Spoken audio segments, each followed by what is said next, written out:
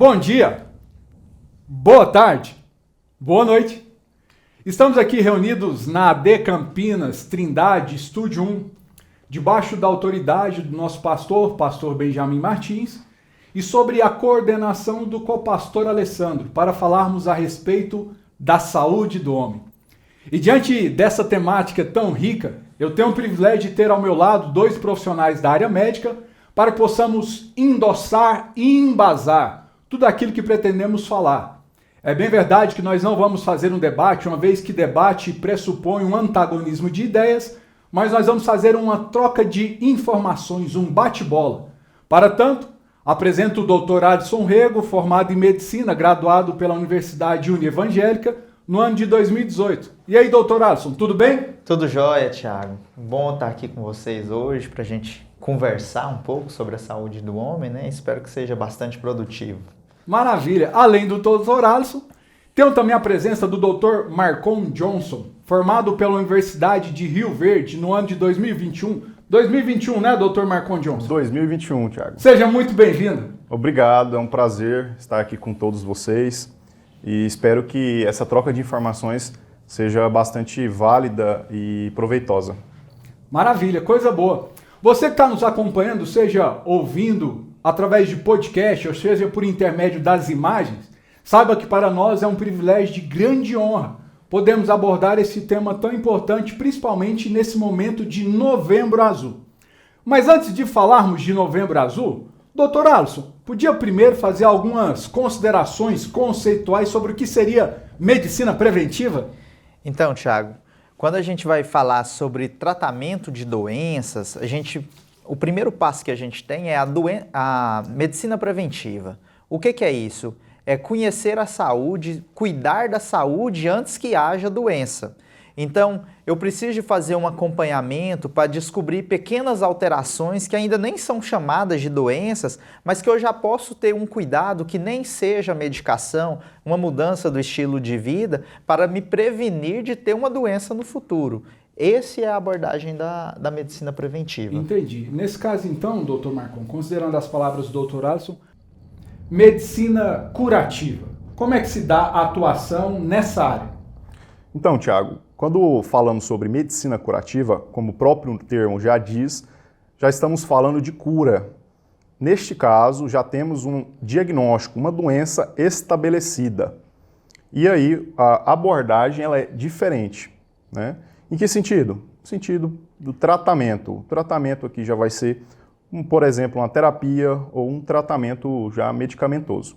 Doutor Marcon, tem um jargão meio que popular que diz que para encontrar doença é só ir no médico que acha. A medicina curativa, a ideia dela é tentar aumentar essa qualidade de vida do paciente e identificar se ele de fato tem um problema? Então, neste caso, o problema ele foi já encontrado. Então, por exemplo, você aí, sabemos que boa parte dos pacientes acima de 60, 65 anos, 50% ou mais, já terá o diagnóstico de hipertensão, que é uma doença bastante incidente e prevalente. Nestes casos, vou citar um exemplo, né, um tratamento com antihipertensivos. Por que tratar? Aí entra a medicina curativa, para evitar complicações, como problemas cardíacos, problemas renais. Essa é a intenção, essa é a ideia da medicina curativa. Ela gera mais custos, ela traz outros problemas, traz problemas mais crônicos, né, que impactam a vida de todos, né, não só do paciente, mas também da família. E aí, entendi. Sim, doutora. Comparando muito a medicina preventiva com a curativa, a gente tem que, quando passou o time dessa medicina preventiva e agora já tem a doença estabelecida, agora eu tenho que pensar também que todo tratamento também tem efeitos colaterais, um tratamento pode ser agressivo. Então, o ideal é que seja sempre o mais precoce possível. Entendi. Então, não conseguir na medicina preventiva, passou para a curativa, mas que pelo menos o diagnóstico seja precoce para que a gente tenha tratamentos menos agressivos. Que não dá para a gente falar de um tratamento sem efeitos colaterais também. Perfeito. E aí fica claro para você que está nos acompanhando que, além de tudo, a medicina preventiva ela é mais barata. O custo é menor, a intervenção médica, se necessário for, ela é mais sensível, ela não vai ser de grande agravo para o paciente, porque já diagnosticou com antecedência. Então a medicina preventiva ela é sempre muito mais vantajosa, né? Doutor Alisson, medicina paliativa, como é que é essa abordagem? Quando a gente está estratificando, tem...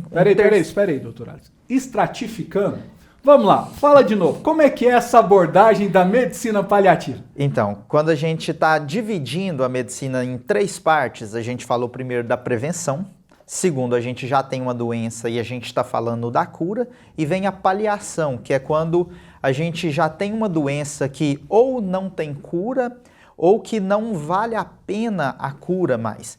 Quando a gente fala que um tratamento pode ser muito agressivo e a gente leva em consideração as múltiplas comorbidades que um paciente pode ter, muitas doenças, que o tratamento dessa condição é cirúrgico, mas o paciente não tolera uma cirurgia. Então, a partir daquele momento, não é que não exista a cura, mas para aquele paciente é complicado a gente propor um tratamento que pode matar ele. Ou então, um caso de um câncer que já se disseminou e hoje a gente não consegue mais estabelecer a cura, o que a paliação vai fazer? Propor qualidade de vida, melhorar a dor, diminuir a dor. Então, não é mais para curar o paciente, mas sim para dar um conforto, que a gente não quer que nenhum paciente chegue nesse estágio, mas às vezes o diagnóstico tardio acaba levando o paciente a ter uma paliação. Entendi. Doutor Marcon, então a medicina paliativa ela vai calcular se o risco é maior do que o benefício, é isso? Isso, então. O que acontece, né, Alisson? A gente tem um termo que a gente usa bastante na medicina, que o paciente ele é um ser biopsicossocial, né? Então, a abordagem, ela vai... Desculpa, doutor Marcon. Biopsicossocial. Por irmão João. Irmão João de 62 anos que cresceu lá no interior de Campestre. O que é essa abordagem? O que é esse paciente biopsicossocial? Você como um ser humano, você tem a parte biológica, né? Você é carne e osso, você está sujeito a problemas de saúde, mas também é uma pessoa que é dotado de racionalidade, de inteligência, de capacidade intelectual e está envolto, está incluído numa sociedade, né? Você tem uma família, você tem amigos, você tem irmãos e tudo isso forma quem você é. E a abordagem da medicina, né, da saúde, ela engloba todos esses aspectos. Lembrando que existe também um quarto item que é a parte espiritual, que é extremamente também importante. Então a gente usa todos esses, a gente trata todos esses aspectos, principalmente em todas essas divisões que o Alisson já mencionou. E esse ponto que o Marcon levantou é interessante porque a gente não pode tratar saúde como apenas ausência de doença. Perfeito. Então eu preciso de saber ausência de doença, mas eu estou bem em sociedade, estou vivendo bem com os meus irmãos, minha mente está saudável, porque às vezes a gente esquece que a mente também adoece. Então a gente tem que pensar na saúde com todos esses termos. E aí a gente entra nos vieses da saúde emocional, da saúde física, da saúde espiritual, da saúde psicológica, ou seja, você, esse ser biopsicossocial, um ser gregário envolvido na sociedade, tem que olhar para o seu espelho da existência diariamente e verificar como você está. Em tendo sido feitas essas considerações iniciais sobre medicina como um todo, preventiva, corretiva, paliativa e até a esfera espiritual, que a gente não vai entrar mais profundo nesse ponto, nós vamos passar agora para falarmos a respeito do Novembro Azul. O Novembro Azul, que foi efetivamente idealizado pelo Instituto Lado a Lado, criado no ano de 2008, mas iniciado em 2011, ele visa promover e chamar a atenção para o cuidado da saúde do homem. E aí a gente verificaremos aqui, junto com os nossos médicos presentes, tanto que existe resistência nesse processo de atenção e cuidado da saúde do homem. E o Novembro Azul, ele chama a atenção especialmente para o câncer de próstata. Este que tem sido um dos grandes responsáveis em óbitos em homens. Só para você ter ideia, no ano de 2020, mais de 65 mil homens foram diagnosticados com câncer de próstata. No ano de 2019, 16 mil vieram a óbitos em decorrência do câncer de próstata. Ou seja, é fundamental que esteja atento para essas verdades. Outro ponto de grande relevância, que o Instituto Nacional do Câncer, o INCA, ele no seu processo de planejamento para o triênio que vem, 2023, 24 e 25, ele já pressupõe que haverá pelo menos 704 mil casos de câncer sendo diagnosticado no Brasil. E aí nós estamos falando de todos os tipos de câncer. E o câncer de próstata, ele é o segundo maior matador, tirador de vida do homem, com um percentual de mais de 28%. Eu estou citando dados e informações para você entender o nível da importância que há no cuidado da sua saúde e principalmente em relação à atenção da saúde do homem. Doutor Alisson, concorda com essas informações, doutor Marcon? É isso?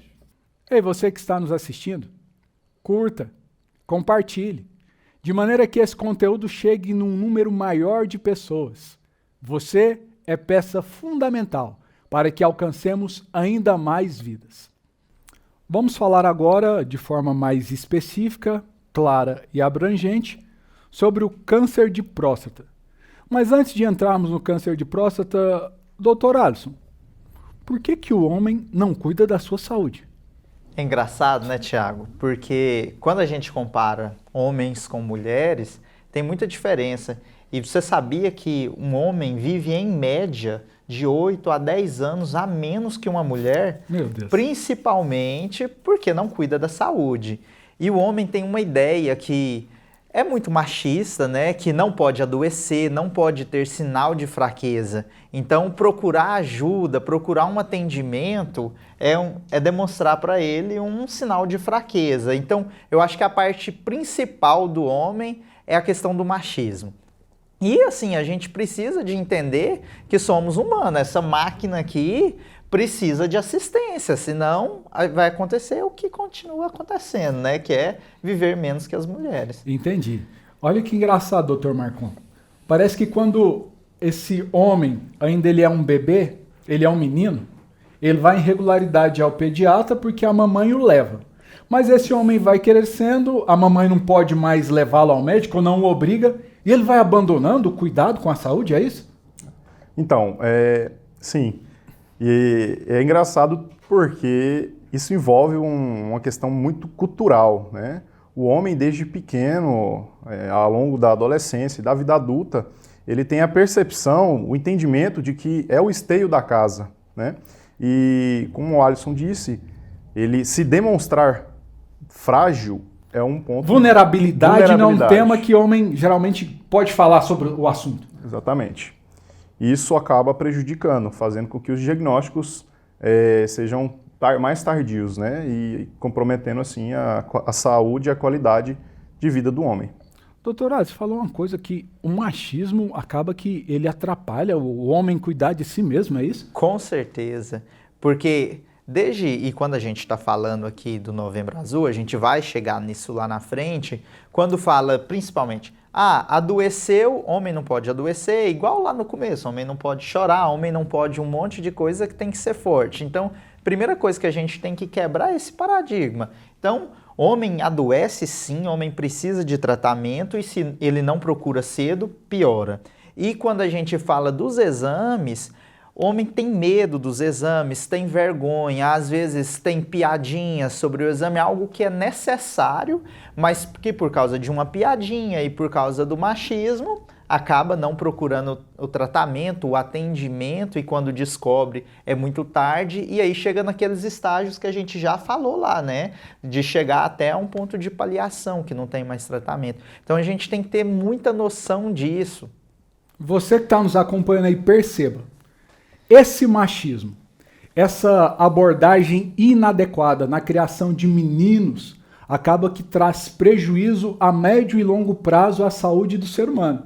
Então você pai, você mãe, que está cuidando do seu menino, preste atenção nisso, você tem que criar homens. Não precisam ser homens machistas, mas tem que ser homens que cuidam da sua vida, adicionando qualidade de vida aos seus dias e dias à sua qualidade de vida. Doutor Marcon, eu estava lendo alguma coisa sobre o assunto e algumas pesquisas dizem que a partir de 40 anos o homem perde 1% do testosterona a cada ano. Como é que se dá essa situação no ser humano em si? Então, assim como na mulher, ao longo da vida, chega a partir de uma certa idade, os níveis de produção deste hormônio, que é a testosterona, ele cai progressivamente. Certo. Lembrando que a testosterona ela é responsável por várias funções, não só intracelulares, mas isso envolve a questão do ânimo, Perfeito. a questão da energia, né, para executar suas atividades de vida diária e outras funções biológicas. Deixa eu verificar então. Doutor Marcon, às vezes o pessoal fala, você que está prestando atenção na gente, que a pessoa vai ficando mais velha, ela vai ficando ranzinza, chata, e às vezes pode ser tão somente uma disfunção hormonal, pode ser uma deficiência muito mais de ordem química que poderia ser tratada, é isso? Então, o termo andropausa, que é muito utilizado, teoricamente é um termo biológico incorreto. Certo. Porque andropausa, a ideia, só para a gente estabelecer um conectivo, é uma semântica parecida com a menopausa para dar a ideia dessa queda hormonal masculina? Exatamente, mas percebe que o termo pausa significa parada. Ok. No caso do homem, quando a gente utiliza o termo andropausa, significa que, na verdade, o hormônio ele somente diminui, ele não zera a produção. Então é uma queda progressiva dessa produção hormonal. Exatamente. Por isso que é tão importante o acompanhamento médico, para poder rastrear tipos de alterações referentes à queda da produção deste hormônio. Entendi. Doutorado, se a gente falando de qualidade de vida, sim, pode falar. Queria falar sobre a testosterona, né, que é o hormônio masculino, né, e ele é responsável por muitas coisas na vida da gente. E a gente lembrar o que é essa testosterona, sabe, a bomba de academia que faz ganhar massa muscular, é ela que a gente produz, só que de forma natural. Produz de forma natural. Então, quando tem uma queda dela, vai ter perda de massa muscular, então acaba tendo um emagrecimento, aumento da massa gorda, né? A gente ganha mais gordura e perde músculo, pode ter alteração do humor, alteração do desejo sexual, então são alterações que podem acontecer em decorrência da queda da testosterona. É algo comum de acontecer, mas se tem perda de qualidade de vida decorrente disso, sim. A gente precisa de procurar também um atendimento para ver se está no normal ou não, se precisa de fazer alguma coisa, né? Olha que interessante, doutor Alice. Então, esse ser humano, esse homem que está aí nos ouvindo, que está nos vendo, é importante que ele faça esse cuidado regular, essa percepção, até porque ele pode estar tendo uma elevada perda de qualidade de vida e seria uma intervenção mínima sobre a perspectiva médica. Sim. E na medicina a gente não trata, por exemplo, o exame. Não adianta ir lá e vamos dosar, a gente está falando de testosterona, Sim. Vamos dosar a testosterona. Não é isso, a gente trata sintomas, qualidade de vida. Você pode às vezes ter uma testosterona super baixa, mas que isso não reflete em alterações na sua vida, não precisa ser feito nada. Então, tudo a gente vai levar pelo sintoma, o principal fator determinante é a qualidade de vida. Qualidade de vida do paciente, esse é o foco, dar a ele essa qualidade de vida. Doutor Marcon, qual que é às vezes quem está aí nos ouvindo, nos assistindo, já está ficando com essa sensação, peraí, eu já passei dos 40, já não sou mais aquele garoto de 17, no vigor, no ânimo, na disposição, na massa muscular. Quem que é o tipo de médico profissional que ele deveria ir para poder obter mais informações a esse respeito? Ok.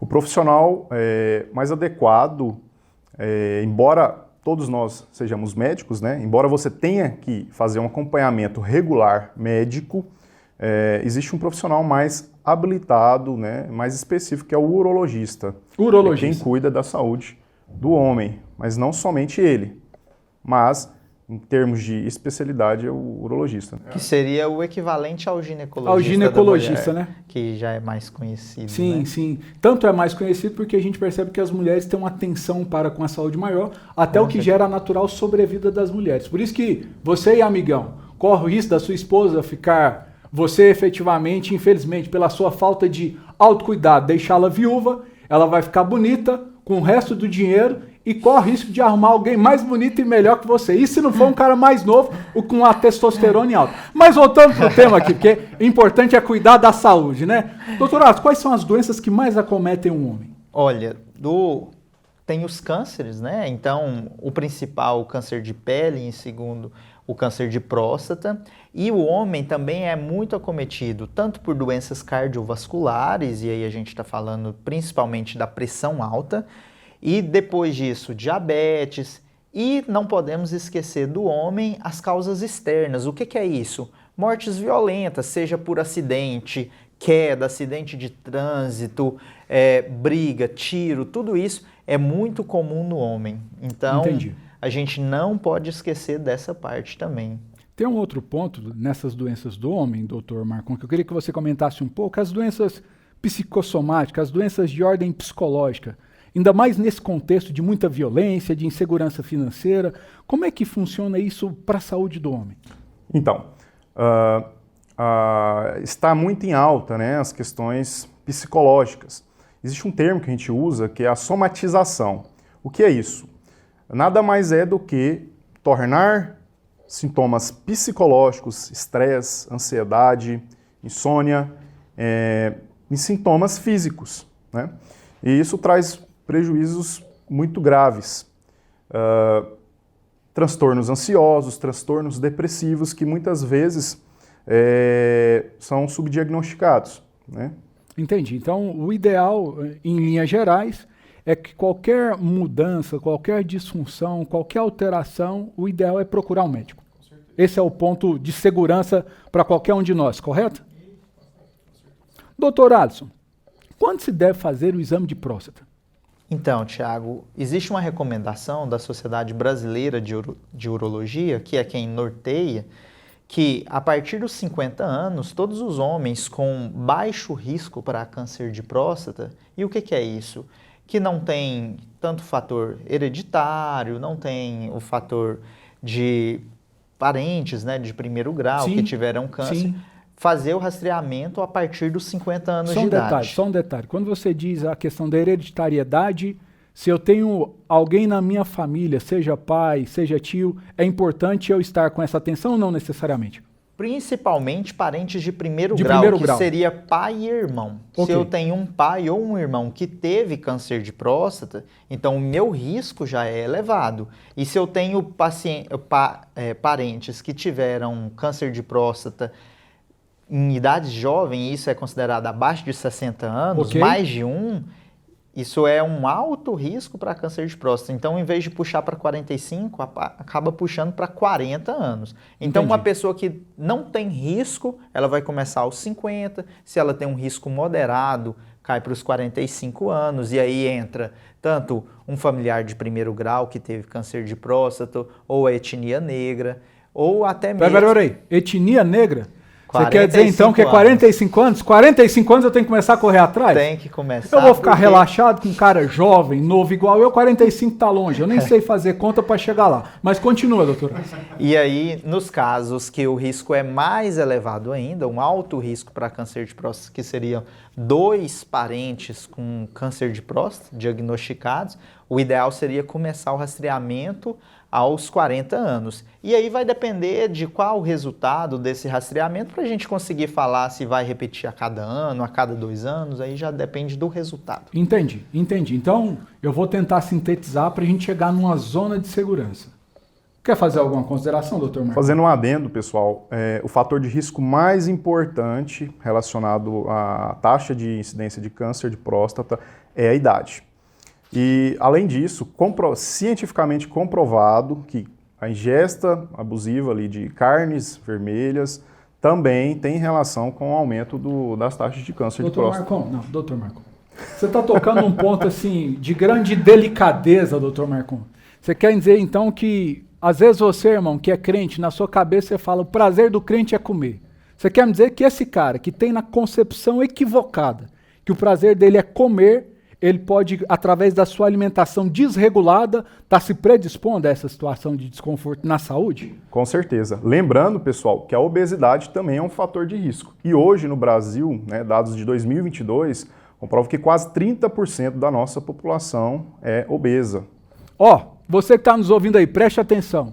O ano de 2020, mais pessoas morreram por ocasião de estarem comendo em excesso do que em inanição. Ou seja, as pessoas morrem menos porque passam fome e morrem mais porque comem demais. Irmão, fica ligado aí, ó. Olha, se a sua esposa estiver perto de você, fique esperto.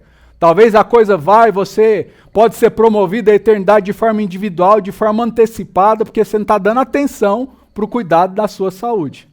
Doutor Alisson, qual que é a função da próstata? Olha, a próstata, ela é um órgão de aproximadamente o tamanho de uma castanha. Ok. E ela produz um líquido... Castanha do Pará. Maior um pouquinho. Maior um pouquinho, ok. E ela produz um líquido seminal, né? Compõe o líquido seminal, né? Que é, a grosso modo, né? O esperma da ejaculação, Ok. uma parte é produzida por ela. Então, essa é a principal função da próstata. Então ela é um instrumento que compõe o aparelho reprodutor masculino. Reprodutor sexual, né? Entendi. E onde dói a próstata, doutor Marcon? Você que a próstata dói? Dói? Então, vamos lá. A princípio, a gente usa um termo também, né, Alisson? Na verdade, uma alusão, que a próstata, a consistência normal da próstata é a consistência do nariz. Essa pele... Fibroelástico. Perfeito, entendido. Né? Então, o exame ele é interessante, ele é importante justamente para verificar certas alterações. Espera aí, né? doutor Marcon. Deixa eu só refletir a respeito aqui. Você fez um movimento aí, utilizou um termo. Quando você tocou com seu indicador no nariz, você está demonstrando então que esse tato, esse sentido aqui de ter essa percepção do nariz, ela tem uma relação direta com o toque prostático para saber essa consistência da próstata, é isso? Com certeza. Anatomicamente falando, o exame, né, ele serve, né, no toque a gente sente a parte posterior e lateral da próstata. Então, através da sensação tátil, né, Ok. a gente consegue perceber alterações referentes à consistência. Né, Mas a nodulações. próstata, ela dói ou não dói? Sim. Na verdade, um sintoma bem frequente, né, em casos mais avançados principalmente, a gente vai entrar ainda no assunto, né, da Ok. sintomatologia, mas ela pode sim trazer desconforto na região perineal, que a gente fala. Né? Ok. Então, na região aí do genital, pode sim trazer algum certo desconforto quando ela começa a apresentar sintomas mais compressivos, principalmente. Entendi. E lembrando assim, aqui não falando só da próstata, mas de todo tipo de câncer, geralmente em estágios iniciais não tem sintoma. Não Assintomático, então aparentemente assim, fala de eu não sentir dor, não quer dizer que eu não tenho algum problema. Tem dor em estágios avançados e é isso que a gente tem que pensar. O fato de não sentir nada não significa que não tenha nada. Entendi. Você, meu irmão, aí, ó, na casa dos 52 anos, talvez igual um afrodescendente, tá pensando que o fato de não doer não tem problema? Vai no médico para você saber se de fato existe ou não um problema. Doutor Alisson, quais são os primeiros sinais do câncer de próstata? Olha, a próstata, quando começa a ter problemas, vamos assim dizer, ela pode aumentar o volume, né, ficar inchada, e a primeira coisa que pode acontecer é a redução do jato urinário. Então, às vezes, aquela pessoa não consegue mais ter um jato contínuo, faz xixi e fica aquele xixi picado. Entendi. Outra hora não consegue esvaziar completamente a bexiga, porque a uretra, que é o canalzinho que passa da bexiga para fora do corpo, que é onde a gente urina, ela passa dentro da próstata. Ok. Se a próstata incha, ela comprime a uretra. Entendi. Então, não consegue ter um jato contínuo, o jato fica fraco, não consegue esvaziar toda a urina, então fica o tempo todo tendo que voltar ao banheiro porque não conseguiu esvaziar. Sim. E tem um termo que a gente usa muito, que é assim, quando começou a mijar no pé da botina lá, aí já é o câncer de próstata. Por quê? Porque o jato ficou fraco, não cai nem dentro do vaso mais, já está caindo no pé. Entendi. Aquele cara que antigamente sujava a parede pela força, potência e velocidade, agora estou entendendo. Então é isso mesmo, tem que estar atento, né, doutor Marcon? Doutor Alisson, como diagnosticar a próstata? Então, o câncer de próstata, mais especificamente, ele pode ser diagnosticado tanto pelo exame físico, quanto por exames laboratoriais e, em alguns casos, usado também exames de imagem. Ok. Mas aqui, para a gente falar sobre o rastreamento, que é para procurar uma alteração em quem não tem sintomas, O que é usado? É indicado a realização do exame físico, que é o toque prostático, e também do exame laboratorial, que é um exame de sangue, chama PSA, que vai dosar uma proteína no sangue que pode indicar alterações da próstata. Lembrando que ela não é um diagnóstico de certeza, então são métodos complementares. Nem o toque prostático é eficaz sozinho e nem o PSA é eficaz sozinho. Você que está nos ouvindo aí, talvez tem 40 anos, passou dos 40, beirando 70 e nunca foi ao médico por conta dessa resistência. Perceba, é um processo complementar de informações que vão conduzir ao diagnóstico correto. Não quer dizer necessariamente que se eu tivesse 45 anos, por ocasião de ser afrodescendente, o fato de eu ir no urologista, eu vou estar sendo imediatamente submetido ao toque. É isso mesmo, doutor? Isso. Vai ter a indicação e aí o médico vai avaliar cada caso. Por exemplo, eu às vezes acho que eu preciso começar com os 40, mas às vezes chega lá, não tem essa indicação. O médico vai avaliar com todos os critérios, não, dá para começar mais tarde, não, realmente tem que começar mais cedo. E aí ele vai propor o diagnóstico da forma correta, que ele pode, geralmente, vai propor os 2 exames para avaliar cada caso. E a gente não pode ter vergonha. O problema hoje no exame da próstata é muito vergonha e essa questão do machismo. Todo mundo tem medo, vergonha, piadinha, tudo, e fala, mas o jeito que é feito o exame é desconfortável. Desconfortável não tem como falar que não é, mas é extremamente necessário, algo rápido, que acabou. Então, a gente não pode deixar isso ser um empecilho para a nossa saúde. E às vezes a gente fica aqui por um medo, uma preocupação machista, e aí lá na frente a gente tem complicações piores, né? Entendi. Olha, presta atenção no que ele está dizendo. Essa preocupação, esse preconceito machista, ele desestimula a vida. Então fique atento, porque às vezes você está com uma resistência desnecessária, até porque não é algo que vai demorar essa intervenção, essa atitude por parte do médico. Ele só precisa constatar a condição da sua próstata. E, em gerais é somente isso. Eu estou falando como leigo, tá? E é então isso assim, mesmo. Não fica preocupado que você vai estar uma exposição continuada nessa questão. Doutor Marcon, o doutor Alisson fez uma menção aqui que me lembrou lá da medicina preventiva. Essa característica de fazer uma consulta meio que tira dúvidas. Não tem problema. Se eu, enquanto médico, se eu sou um paciente, eu estou com dúvida, 45, 50, 60 anos, eu vou lá e eu não tenho nada, eu não estou tomando do seu tempo. Eu preciso saber se eu estou bom, se eu vou bem, se a minha saúde está adequada. Então, essa medicina preventiva nessa consulta tira dúvidas. Ela é bem vista? Com toda certeza. Lembrando que não existe somente o câncer de próstata. Existe diabetes, existe hipertensão, né, que são doenças crônicas, né, que vão afetar boa parte da população, independente se você tem bons hábitos ou não de vida.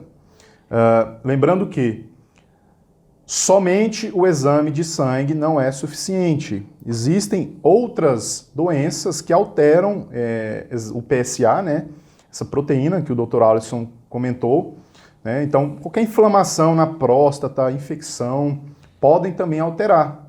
Existe outra condição, que é a hiperplasia prostática benigna, que é um aumento benigno, né, da próstata, que pode sim causar sintomas, mas não é um câncer, que também podem alterar a quantidade dessa proteína no sangue.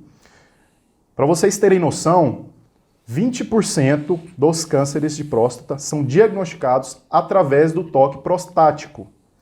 E se diagnosticado precocemente, a chance disso evoluir para algo terminal, para isso se espalhar, entrar em metástases, é mínima. O câncer de próstata é um câncer que tem uma baixa letalidade, ou seja, mata pouco. Se diagnosticado precocemente, ele tem um tratamento muito efetivo e dá sim para curar.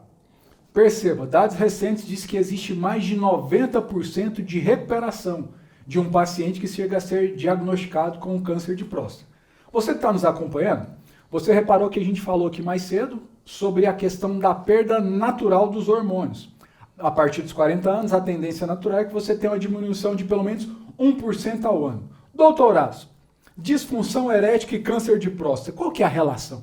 Tem relação principalmente quando chega a fase de câncer, né? Então, Se a gente não diagnostica precocemente, diagnostica em fases tardias, o tratamento, como pode ser muito agressivo, pode levar a uma disfunção erétil sim, mas isso em casos avançados. Ok. Quando a gente tem casos diagnosticados precocemente, o tratamento é mais simples e geralmente não vai cursar com disfunção. Então volta lá.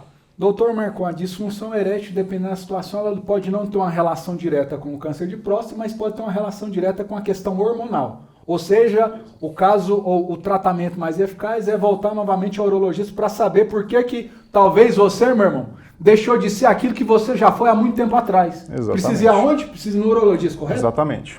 Perfeito. Maravilha. Dando sequência aqui, qual que é a única forma de garantir a cura do câncer de próstata? Essa pergunta é aberta para os dois. Fique à vontade. Isso. Então, assim, uma forma de garantir a cura, a gente parte do pressuposto que a pessoa já está doente, né? Então, é o diagnóstico precoce. Diagnóstico precoce. O que aumenta exponencialmente, assim, outros termos, né? O que aumenta muito a chance Mas exponencialmente de cura. é bom, irmão. Isso. Aumenta exponencialmente a capacidade de suportar e de passar por essa situação. Isso. O que aumenta a chance de cura é o diagnóstico precoce. Quanto mais cedo, mais fácil o tratamento e menos agressivo.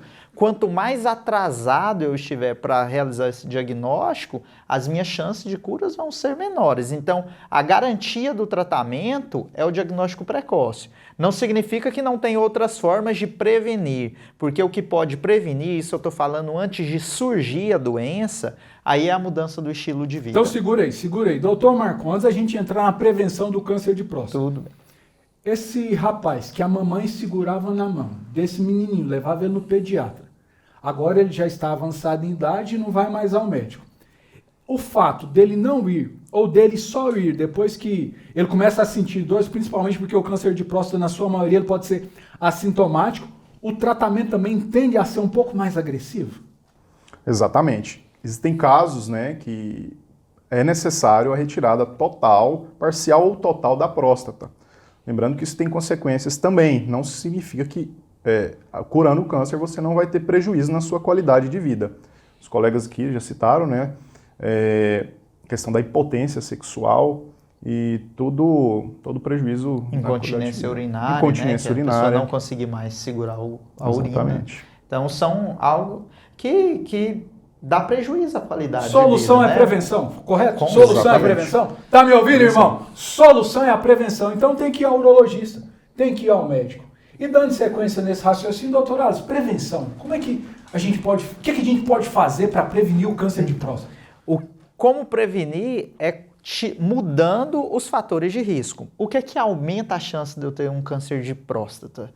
É a ingesta de comidas muito gordurosas, a obesidade, e como o Marcon já disse, a carne vermelha, tabagismo, doenças sexualmente transmissíveis que também devem ser evitadas. Então, todas essas alterações que me levam a aumentar o meu risco de ter câncer de próstata, eu posso mudar.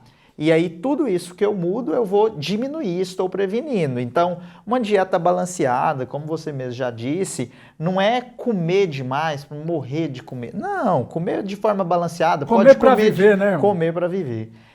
Comer de forma adequada, praticar exercício físico, isso vai influenciar na obesidade. Não fumar, porque o tabagismo, ele aumenta quase todos os tipos de câncer, ele dá efisema pulmonar, só tem coisa ruim no tabagismo, né? E evitar as doenças sexualmente transmissíveis, assim a gente pode prevenir. E aí, uma vez tendo o câncer de próstata, aí a gente precisa do diagnóstico precoce. Foca em mim, irmão. Presta atenção no que eu vou te dizer. Se de tudo que eu te falei você não estava prestando atenção agora, fica ligado. Para concluir aqui alguns raciocínios, primeiro ponto, prevenção é a alternativa mais eficaz para lidar com o câncer. Segundo ponto, mordomia cristã, viver uma vida equilibrada. Você vivendo uma vida equilibrada no seu consumo e nas suas práticas, a tendência é que você tenha muito mais qualidade de vida. Concorda comigo, doutor Marcon? Plenamente. Maravilha, doutor Alice, é isso mesmo? Correto. Considerações finais para que possamos caminhar para o final. Doutor Marcon, suas considerações finais sobre aquilo que nós dissemos, ou talvez alguma coisa que nós não tivemos condição de mencionar, a palavra é contigo, tenha liberdade. Cuide da sua saúde, né? Não espere que o problema se agrave para depois procurar. No final, você vai acabar na mão de um médico. Só que precocemente, você acabará bem. Tardiamente, talvez acabará mal. E eu lamento, viu, meu irmão? Porque no final você vai acabar na mão do médico, coisa ruim será se esse médico for o legista, porque você não cuidou direito da sua saúde. Doutor Ázio, considerações finais. Então, lembrando aqui do Novembro Azul, a gente falou muito sobre o câncer de próstata, eu acho que ficou bem esclarecido, mas lembrar sempre de cuidar da saúde como um todo. Então, fazer as suas consultas regulares, porque além de procurar câncer de próstata, a gente vai procurar alterações de colesterol, alguma doença cardiovascular que também possa complicar, diminuir sua qualidade de vida. Então, é importante sempre estar zelando da saúde, assim como as mulheres já fazem, né? Bem melhor que a gente, né? E que a gente se espelhe nelas, né? Que elas fazem bem. Então, a gente precisa de fazer a mesma coisa. Você que teve nos dando da sua atenção, do seu tempo durante esse período, da nossa parte, muita gratidão. E as minhas considerações finais passam pelo fato de cuide-se bem, cuide-se de si mesmo, embora é redundante, é um pleonasmo, mas cuide da sua vida. E aí, irmão, toma banho, faz barba, corta cabelo, passa perfume, vai no urologista, faz parte de um pacote que vai adicionar dias qualificados na sua existência. Que Deus te abençoe. Até uma próxima oportunidade. Obrigado, doutor Adson. Obrigado, doutor Marcon. Valeu, galera. Fica com Deus. Tchau, tchau. Amém.